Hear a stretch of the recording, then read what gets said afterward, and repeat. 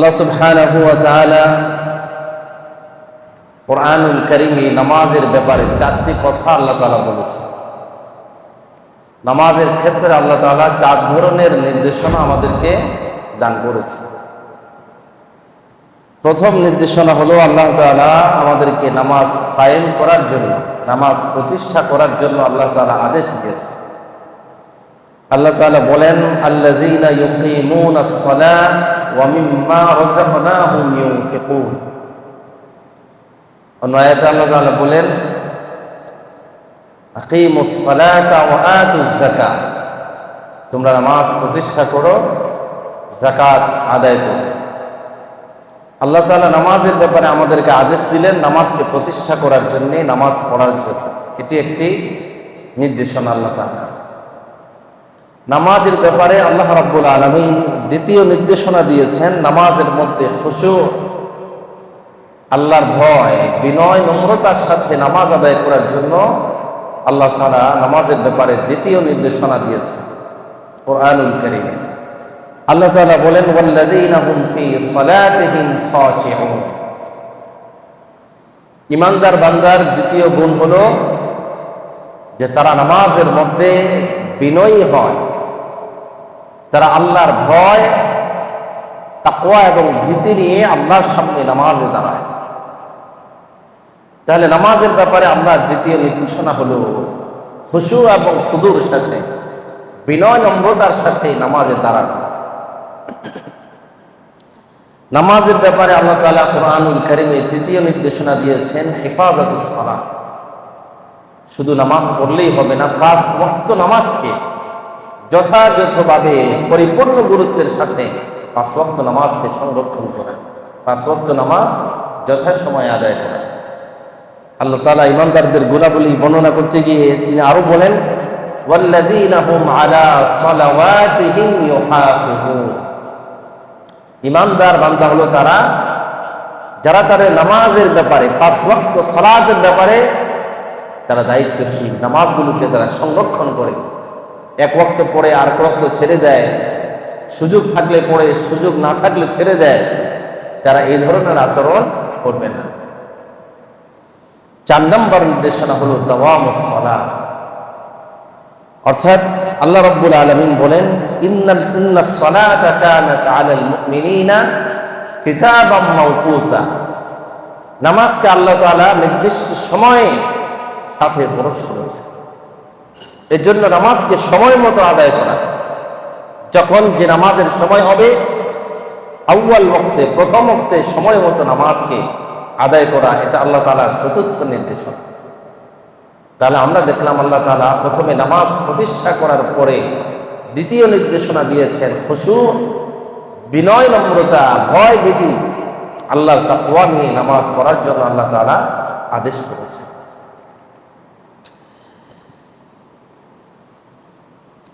এই জন্য আমরা দেখেছি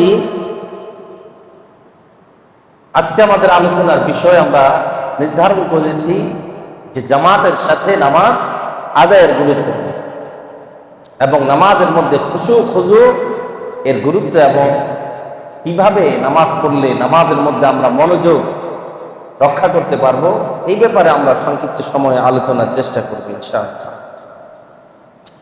আমরা জানি নামাজ যেমন ফরজ, নামাজ আদায় করা কি ফরজ ইবাদত, ঠিক সময় মতো নামাজ আদায় করা এটি আরেকটি ফরজ।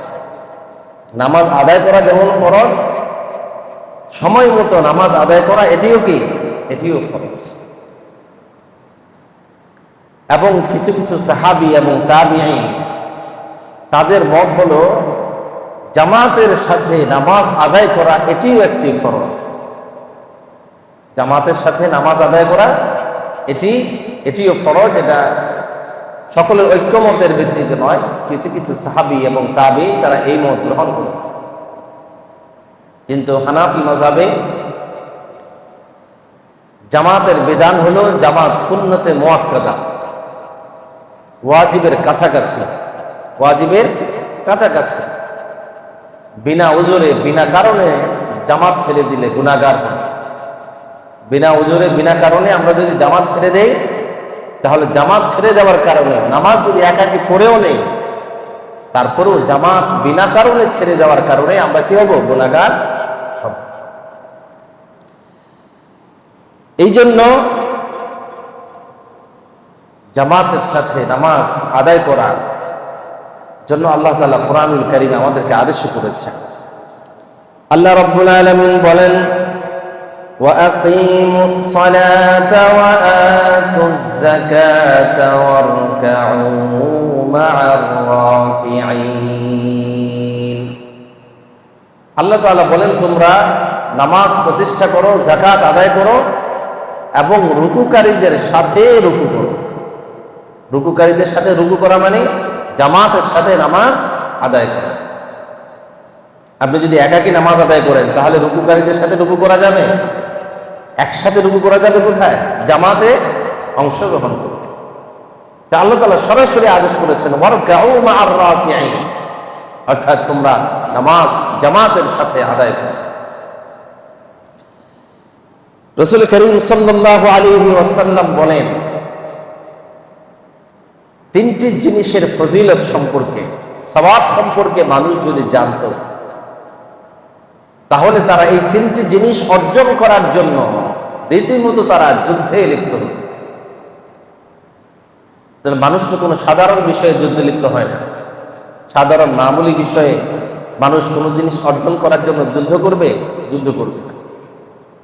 আল্লাহ রাসূল বলেন, এমন তিনটি জিনিস আছে তার সওয়াব যদি মানুষ জানতো, এই সওয়াব অর্জন করার জন্য মানুষ যুদ্ধ করে হলেও সে কাজে তারা অংশগ্রহণ করে। তার মধ্যে এক নম্বর হচ্ছে আজান দেওয়া।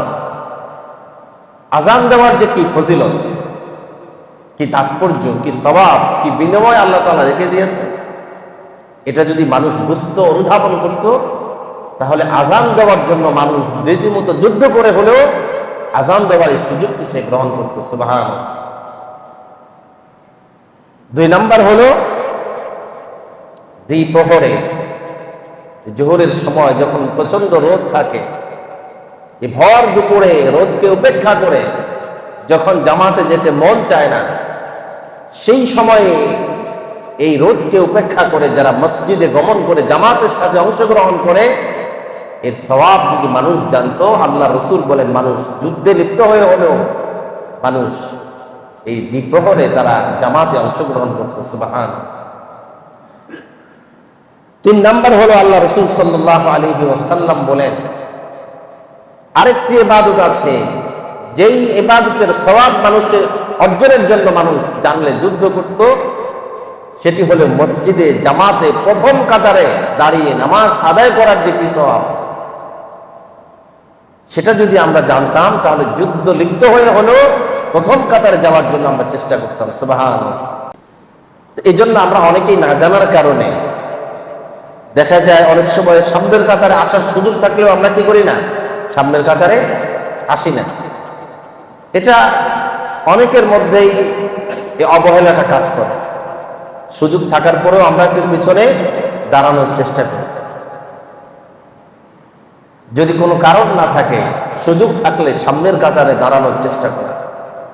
কেননা আল্লাহর হাবিব যে কথা বলেছেন, এই কথার মধ্যে সন্দেহ থাকতে পারে না।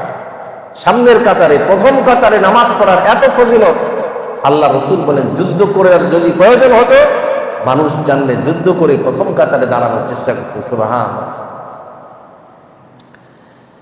রাসূলুল্লাহ সাল্লাল্লাহু আলাইহি ওয়াসাল্লাম জামাতের ব্যাপারে কতটা গুরুত্ব দিয়েছেন, কতটা কঠোরতা, কতটা কঠোর বাণী উচ্চারণ করেছেন, আরেকটি হাদিস থেকে আমরা জানতে পারি।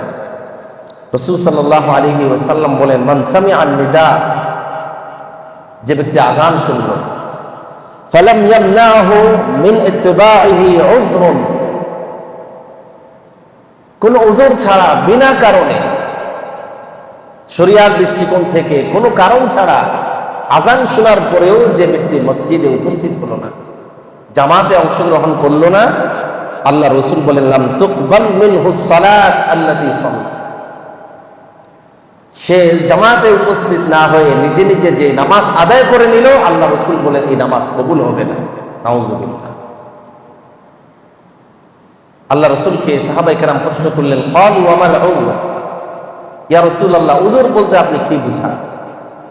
কোন ওজরে, কোন অজুহাতে, কি কারণে নামাজ জামাত ছেড়ে দেওয়া যায়?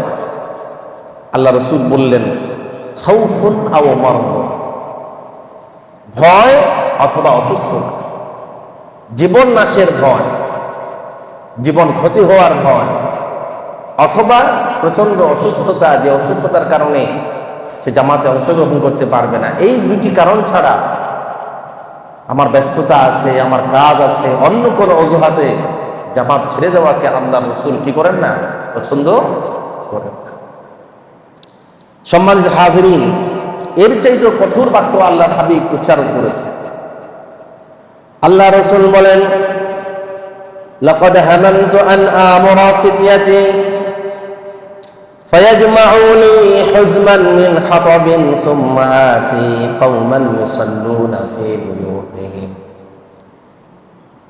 আল্লাহর হাবিব বলেন, আমার মন চায় আমি আমার কিছু যুবক সাহাবীদেরকে আদেশ করি যে তোমরা কিছু লাকড়ি জমা করো, লাকড়ি জড়া করো তোমরা। তারপরে আমি ওই সমস্ত মানুষদের ঘরে ঘরে যাই যারা আজান শোনার পরেও তারা ঘরে বসে বসে নামাজগুলো আদায় করে নেয়।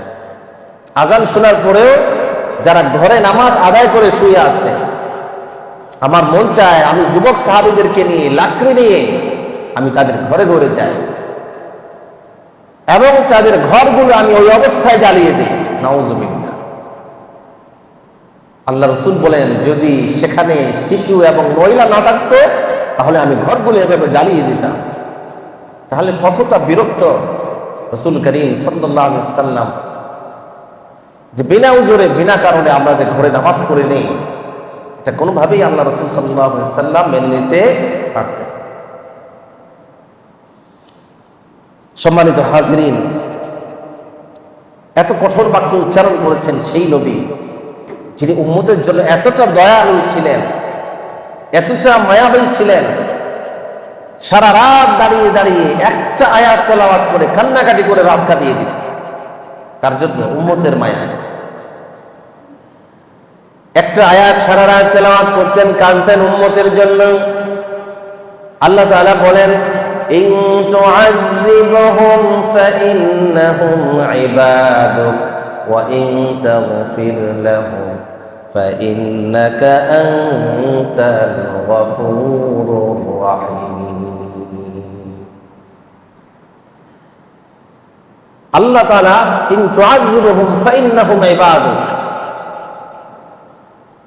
আল্লাহ তাআলাকে বলতেন, আল্লাহ, এটা কোরআনের আয়াত, আপনি যদি আপনার এই বান্দাগুলোকে শাস্তি দেন, সে অধিকার আপনার আছে, তারা আপনার বান্দা, তাদেরকে শাস্তি দিয়ে আপনার কোনো লাভ নেই, তারা আপনারই বান্দা, তবে আপনার অধিকার আছে, আপনি তাদেরকে শাস্তি দিতে পারেন।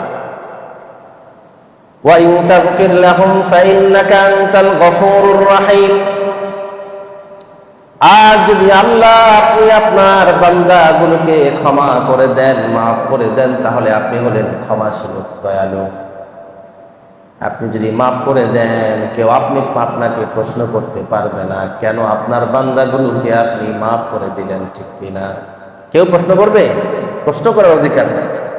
আর আল্লাহ তো ক্ষমাশীল, দয়ালু, চাইলেই তিনি মাফ করে দিতে পারেন। সেই নবী সাল্লাল্লাহু আলাইহি ওয়াসাল্লাম বলেন যে যারা বিনা কারণে ঘরে বসে নামাজ আদায় করে, আমার মন চায় লাকড়ি দিয়ে তাদের ঘরগুলো জ্বালিয়ে দেয় আমি। নাউজুবিল্লাহ। সম্মানিত হাজিরিন, শুধু এটাই নয়, রাসূল করিম সাল্লাল্লাহু আলাইহি ওয়াসাল্লাম বলেন, সালাতুল জামাআতি আফদালু মিন সালাতিল ফাযযি বি27 দারাজা।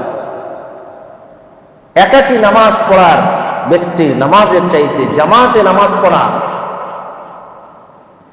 27 গুণ বেশি সওয়াব আল্লাহ তাআলা দান করে দেন। সুবহানাল্লাহ। তাহলে আমি এক ওয়াক্ত নামাজ যদি 27 গুণ সওয়াব যদি আমি বেশি পাই, তাহলে কেন আমি এই সওয়াবটা ছেড়ে দিব? ঠিক কিনা বলেন?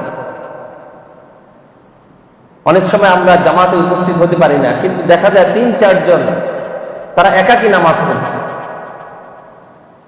আমরা যদি একাকী নামাজ না পড়ে 2 জন অথবা 3 জন আছি, সেখানেও যদি আমরা জামাত করে নিই, তাহলে 25 গুণ কিংবা 27 গুণ সওয়াব আমি পেয়ে গেলাম। শুধুমাত্র একটা ইচ্ছার ব্যাপার।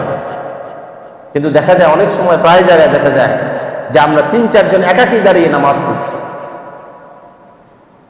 এর জন্য নামাজের প্রতি আমাদেরকে যত্নশীল, নামাজের গুরুত্ব এটা আমাদেরকে অনুধাবন করতে হবে। গুরুত্ব না জানার কারণে অনেক সময় অবহেলায় আমরা জামাত ছেড়ে দিই। সুযোগ আছে, গল্প করলাম, এতক্ষণ পর্যন্ত রাস্তায় ছিলাম, 10 মিনিট পরেই নামাজ হবে, আজান হয়ে গিয়েছে, তারপরে অনেকে চলে আসি অলসতা করে যে বাসায় নামাজ পড়ে নিব, বাসায় নামাজ পড়ে নিব। 1 নম্বর, আমার নামাজ পূর্ণাঙ্গ আদায় হলো না। দ্বিতীয়ত, এ ব্যাপারে আল্লাহর হাবিব কঠোর সমালোচনা করেছেন, কঠোর বাণী উচ্চারণ করেছেন। তৃতীয়ত, আল্লাহর নবী বলেছেন ইচ্ছাকৃত জামাত ছেড়ে দিলে নামাজই কবুল হবে না।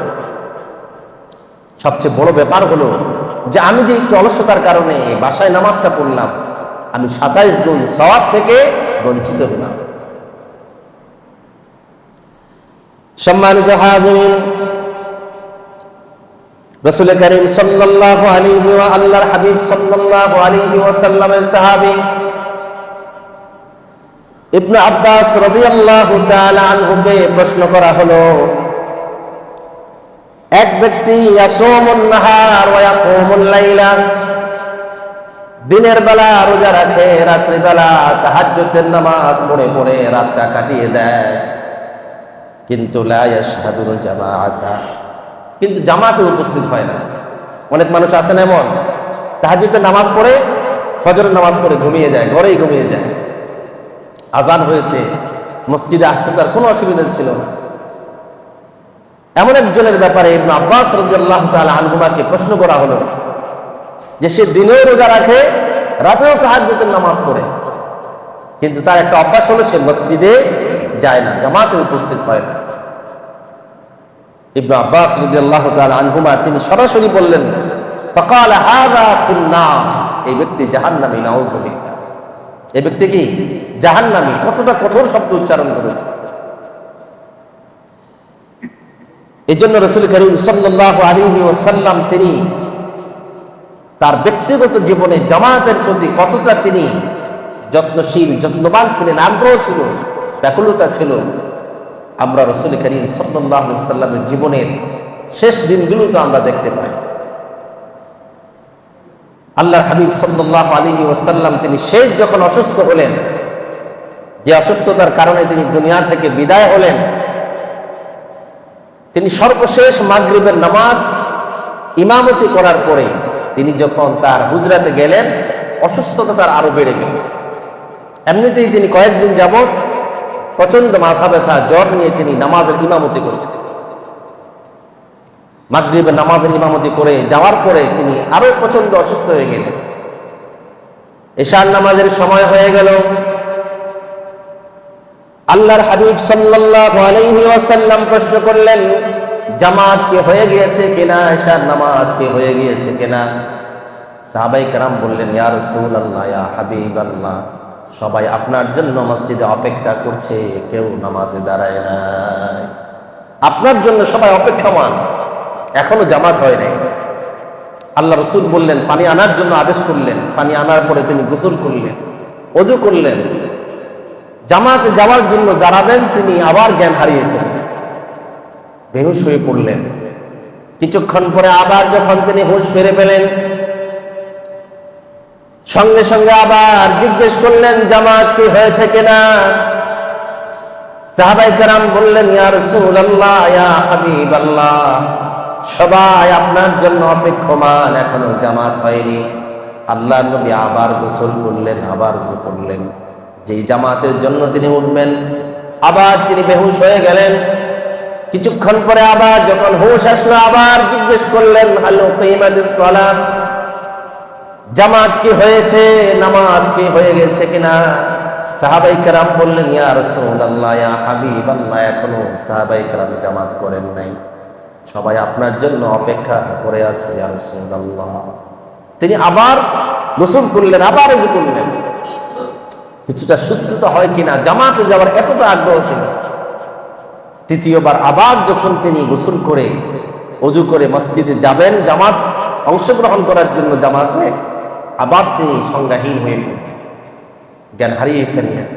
রাসূল সাল্লাল্লাহু আলাইহি ওয়াসাল্লাম বললেন, মুরু আবা বকরিন ফালইউসাল্লি বিন নাস, আবু বকরকে বলো সে যেন মানুষের নিয়ে জামাত আদায় করে নেয়। সুবহানাল্লাহ। তিনবার তিনি নিজে চেষ্টা করলেন। আমরা তো সামান্য অসুস্থতায়, একটু সর্দি হলে, কাশি হলে জামাত ছেড়ে দেই। এত প্রচন্ড মাথা ব্যথা নিয়ে তিনি তিনবার চেষ্টা করেছেন। এরপরে আল্লাহর হাবিব অনুমতি দিয়েছেন আবু বকরকে ইমামতি করার জন্য, তিনি আদেশ করেছেন। রাসূল করিম সাল্লাল্লাহু আলাইহি ওয়াসাল্লাম এইভাবে শুধু নামাজ নয়, জামাতের প্রতি তার এতটা যত্ন এবং এতটা আগ্রহ ছিল। সম্মানিত হাজিরিন, এই জন্য আমরা 5 ওয়াক্ত নামাজ জামাতের সাথে আদায় করার জন্য আমরা চেষ্টা করব। আল্লাহ তাআলা আমাদেরকে তৌফিক দান করুক। সকলে বলুন আমিন। এবার আসুন, আল্লাহ রাব্বুল আলামিন নামাজের মধ্যে খুশু এবং খুজু, বিনয়, নম্রতা, আল্লাহর ভয় নিয়ে আমাদেরকে নামাজ পড়তে বলেছে। এবং ইমানদার বান্দাদের 1 নম্বর গুণ আল্লাহ তাআলা উল্লেখ করেছেন তার নামাজের ক্ষেত্রে বিনয়ী। আল্লাহ তাআলা বলেন, কদ আফলাহাল মুমিনুন, যারা ইমানদার তারা সফল হয়েছে। তাদের এই মুমিনুনদের গুণ বর্ণনা করতে গিয়ে আল্লাহ তাআলা 1 নম্বরে বলেছেন, আল্লাযীনা হুম ফি সালাতিহিম খাশিউন, তারা এমন ইমানদার যারা নামাজের ক্ষেত্রে একেবারেই বিনয়ী, বিনয়, নম্রতা, ভীত সন্ত্রস্ত হয়ে তারা খুশু এবং খুজুর সাথে, নম্রতা, ভদ্রতার সাথে যারা নামাজ আদায় করে, ইমানদার বান্দা হলো তারা। সুবহানাল্লাহ। আল্লাহ রাব্বুল আলামিন বলেন, আকিমিস সালাতা লিযিকরি, তোমরা আমার স্মরণে নামাজ আদায় করো। কার স্মরণে? আল্লাহ তাআলা তার স্মরণ করার জন্য নামাজে দাঁড়িয়ে আল্লাহর স্মরণ করার জন্য আল্লাহ তাআলা আদেশ দিয়েছে। কিন্তু দুর্ভাগ্য আমাদের, আমরা নামাজে দাঁড়ালে সব কথা আমাদের স্মরণ হয়, একমাত্র আমাদের রবের কথাই স্মরণ হয় না। ঠিক কিনা বলেন? নামাজে দাঁড়াইলে সবকিছু আমাদের স্মরণে আসে। যে কিছু সারাদিন আমি চিন্তা করে আমি স্মরণ করতে পারি নাই, নামাজে গেলে সেই আজে বাজে চিন্তা সবকিছু আমাদের স্মরণে চলে আসে। ভুলে যাই কাকে? আল্লাহ তাআলা। অথচ আল্লাহ তাআলা বলছেন, আকিমিস সালাতা লিযিকরি, আমাকে স্মরণ করার জন্য তোমরা নামাজে দাঁড়াও। সম্মানিত হাজিরিন, আবু যর গিফারি রাদিয়াল্লাহু তাআলা আনহু তিনি বলেন, নাহানি খালিলি আন সালাস, আমার অন্তরঙ্গ বন্ধু, আমার প্রিয় নবী মুহাম্মদুর রাসূলুল্লাহ সাল্লাল্লাহু আলাইহি ওয়াসাল্লাম আমাকে 3টি কাজের আদেশ করেছেন, 3টি কাজ থেকে আমাকে নিষেধ করেছেন। 1 নম্বর কাজ হলো আন উলকিরা নাকরাদ দিক, আমি যখন নামাজ পড়ি আমি যেন মোরগের মতো ঠুকুর মেরে নামাজ না পড়ি। অনেক মানুষ আছে রুকু সেজদাগুলো কিসের মতো করে? মোরগ যখন খাবার খায় খুব আস্তে আস্তে খায় নাকি? মোরগ একেবারে খুব দ্রুত সে খাবার ঠুকুর মেরে যেমনি করে তার খাবারগুলো সে গ্রহণ করে। আল্লাহ রাসূল বললেন, আবু যর গিফারি রাদিয়াল্লাহু তাআলা আনহু বলেন, এইভাবে মোরগের মতো ঠুকুর মেরে মেরে রুকু সেজদা আদায় করতে আমার নবী আমাকে নিষেধ করেছে। অনেক মানুষ আছে যে আমরা রুকু সেজদাগুলো যথাযথভাবে আদায় করি। অনেক মানুষকে দেখা যায় যে রুকু থেকে আর সোজা হয়ে দাঁড়ায় না, অর্ধেক। অনেকে সোজা রুকু থেকেই সেজদা চলে যায়। অনেকে আছে সামান্য দাঁড়িয়ে অর্ধেক পুরোপুরি দাঁড়ায় না, সেজদা চলে যায়।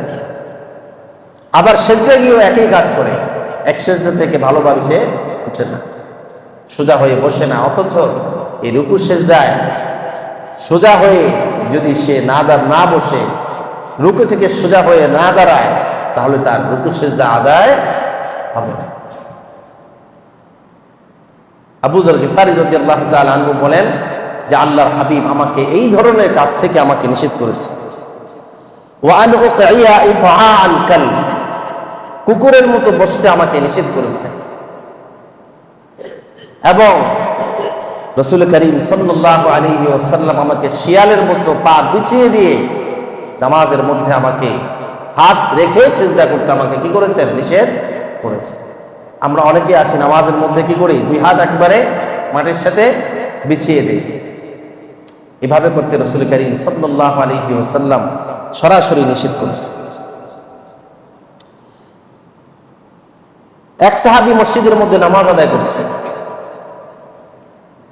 সাহাবী হয়তো জামাত পাননি, তিনি একাকী তিনি মসজিদে নামাজ আদায় করছেন। রাসূল করিম সাল্লাল্লাহু আলাইহি ওয়াসাল্লাম মসজিদে উপস্থিত ছিলেন। খাল্লাদ বিন নাফি' তিনি একজন গ্রাম্য মানুষ ছিলেন, বেদুইন মানুষ ছিলেন।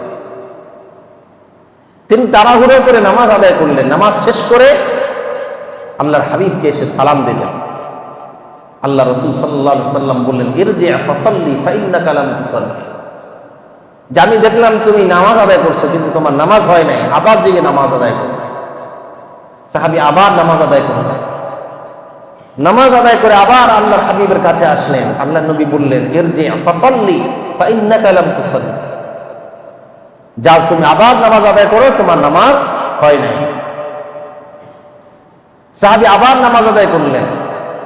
এসে আবার আল্লাহ রাসূলের কাছে আসলেন। আল্লাহ রাসূল বললেন, ইরজি' ফাসাল্লি ফাইন্নাকা লাম তুসাল্লি। তৃতীয়বার আবার বললেন, যাও আবার নামাজ পড়ো, তোমার নামাজ হয় না। তিনবারের পরে সাহাবী বললেন, ইয়া রাসূলুল্লাহ, ইয়া হাবিবাল্লাহ, ওয়াল্লাযী বা'আসাকা বিল হক মা আহসানা গায়রা হাযা ফাআল্লিমনি। ওগো আল্লাহর হাবিব, একে একে তিনবার নামাজ পড়েছি, আমি আমার সাধ্যমতো সব চাইতে ভালোভাবে নামাজ আদায়ের চেষ্টা করেছি, কিন্তু তিনবারে আপনি বলেছেন আমার নামাজ হয় নাই। ইয়া রাসূলুল্লাহ, ইয়া হাবিবাল্লাহ, এর চাইতেও সুন্দরভাবে কিভাবে নামাজ আদায় করা যায়, যদি আরো কোনো ভালো পদ্ধতি থাকে আমাকে শিখিয়ে দেন, আমি ওইভাবে নামাজ আদায় করব। সুবহানাল্লাহ। তারপরে আল্লাহর হাবিব সাল্লাল্লাহু আলাইহি ওয়াসাল্লাম তাকে ধীরে সুস্থে প্রত্যেকটি আরকান আদায় করার জন্য আদেশ দিলেন। নিজে নামাজ পড়ে দেখিয়ে দিলেন এবং বললেন, সাল্লু কামা রাআইতুমুনি উসাল্লি। আমি যেভাবে ধীরে সুস্থে নামাজ আদায় করেছি, রুকুর সাথে থেকে সুন্দর হয়ে দাঁড়িয়ে ধীরস্থিরভাবে অপেক্ষা করেছি, প্রত্যেকটি হুকুম আহকাম, প্রত্যেকটি রুকুনকে এইভাবে ধীরস্থিরতার সাথে আদায় করলেই কেবলমাত্র নামাজ আদায় হতে পারে। সম্মানিত হাজিরিন, আমরা যদি আমাদের নামাজের দিকে তাকাই, আমরা দেখব 40 বছর, 30 বছর, 50 বছর নামাজ পড়েছি, কিন্তু অনেকের নামাজ এই 50 বছরের কোনো নামাজে আমাদের কি হয় নাই, কবুল হয় নাই। শুধু একটি কারণে, তাড়াহুড়ার কারণে। কিসের কারণে? নামাজে তাড়াহুড়া করার কারণে। নামাজ যদি সুন্দরভাবে না হয়, নামাজের প্রত্যেকটি রুকুন যদি সঠিকভাবে যদি আদায় না করি, নামাজের প্রতি যদি অবহেলা করি, তাহলে এই নামাজ মানুষকে বরদোয়া দেয়। আর নামাজ যখন ভালোভাবে আদায় করি, নামাজ তখন ওই বান্দার জন্য আল্লাহর কাছে কল্যাণের জন্য দোয়া করতে হয়। কোন বান্দা যখন সঠিকভাবে নামাজ আদায় করে, নামাজ ওই বান্দার জন্য দোয়া করে, যেভাবে তুমি আমাকে সংরক্ষণ করেছো, সুন্দরভাবে আমাকে আদায় করেছো, আল্লাহ যেন সেভাবে তোমাকে কল্যাণময় করে, আল্লাহ যেন তোমাকে সেইভাবে কল্যাণ দান করে দেয়। আর নামাজ যদি মানুষ অবহেলা করে, নামাজ ওই নামাজকে পুরাতন কাপড়ের মতো পরিয়ে ওই ব্যক্তির মুখের উপরে নিক্ষেপ করা হয়। নামাজ যদি যথাযথভাবে আদায় না করে, নামাজকে পুরাতন কাপড়ের মতো সেটাকে ভাঁজ করে ওই ব্যক্তির মুখে নিক্ষেপ করা হয় এবং ওই নামাজ তার জন্য বরদোয়া করতে থাকে। এই জন্য নামাজ যখন আমরা পড়ব, নামাজ ধীরে সুস্থে কিছুটা সময় নিয়ে আমি পড়ি।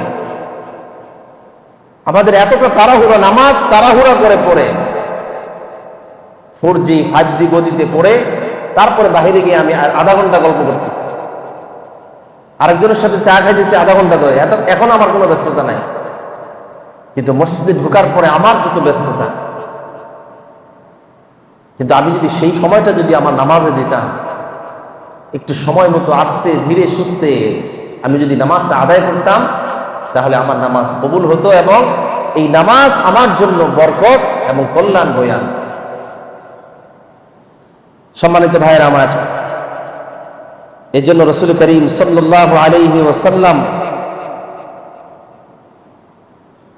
সাহাবীকে 3 বার বললেন যে তুমি নামাজ পড়ছো, তোমার নামাজ হয় নাই, আবার নামাজ আদায় করো।